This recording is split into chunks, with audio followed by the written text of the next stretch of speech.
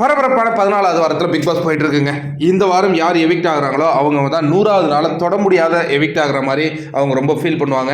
ஏன்னா இதற்கு முன்னாடி நீங்கள் பார்த்தீங்கன்னா 91வது நாளில் எவிக்ட் ஆகிறதுக்கே கமல்ஜி ரொம்ப வருத்தப்பட்டார். இவ்வளோ நாள் இருந்துட்டு இப்போ போறீங்கன்னா என்ன ரீசன்லாம் இருக்குன்னு. இவங்க பார்த்தீங்கன்னா 98வது நாளில் எவிக்ட் ஆகிற மாதிரி ஒரு சூழல், 100வது நாளில் தொட முடியாத ஒரு சூழல் இருக்கும். அப்படி இருக்கும் பொழுது இந்த வாரம் பார்த்தீங்கன்னா எல்லாருமே நாமினேட் ஆயிருக்காங்க. ஒருவர் மட்டும் டிக்கெட் டு ஃபினாலே வாங்கி அவர் ஃபினாலே வீக் போயிருக்கிற அந்த காட்சிகளை பார்க்கின்றோம்.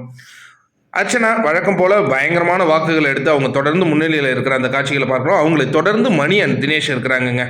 3வது இடத்துல விசித்ரா இருக்கிற அந்த 4வது இடத்துல விசித்ரா இருக்கிற அந்த காட்சிகளுடன் கடைசி 3 இடங்கள்ல விஜய் வருமா, மாயா, பூர்ணிமா இவங்க 3 பேருமே சொற்ப வாக்குகளை தான் வாங்கியிருக்காங்க. இன்னும் 1 டிஜிட்டில் தான் அவங்க இருக்கிறாங்க. சித்ராவும் 1 டிஜிட் தான். பட் அவங்க பெட்டி எடுத்துட்டாங்க அப்படிங்கிற ஒரு நிகழ்வு போயிட்டு இருக்கிறதுனால அவங்களுக்கு வாக்குகள் நேற்று 9%லேருந்து கொஞ்சம் குறைஞ்சிருக்கிற மாதிரி எனக்கு தெரியுது. பார்ப்போம் அது என்னங்கிறது இன்றைக்கி தான் நடக்க போகிற அந்த சம்பவங்களில் தான் நம்மளால் பார்க்க முடியும்.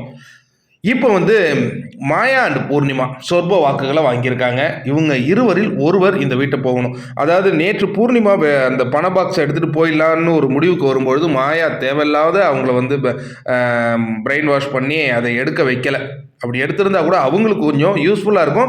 இன்னொன்று பெட்டி எடுத்துகிட்டு போனேன், நான் எவிக்ட் ஆகிட்டு போகலை அப்படிங்கிற அவங்களுக்கு ஒரு சாட்டிஸ்ஃபைடாகவும் இருந்திருக்கும். அது ஏன் அப்படி மாயா பண்ணாங்கன்னு தெரியல.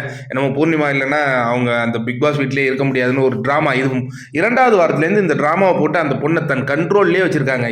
என்ன மாதிரியான கொடுமை தெரியுமா அதெல்லாம்?